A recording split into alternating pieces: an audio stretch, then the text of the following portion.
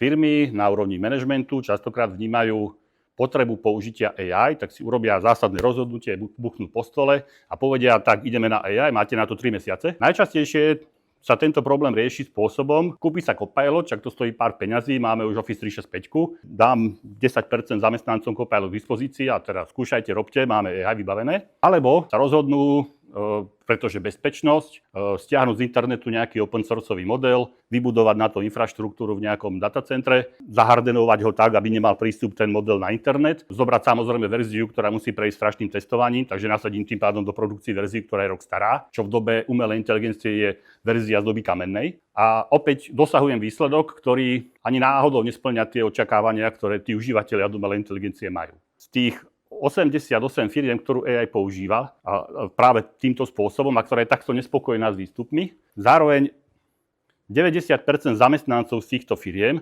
tajne používa, a sami si platia tajne tie modely, o ktorých sa my dneska bavíme, ako o tých, ktoré sú dneska tie najlepšie dostupné na trhu.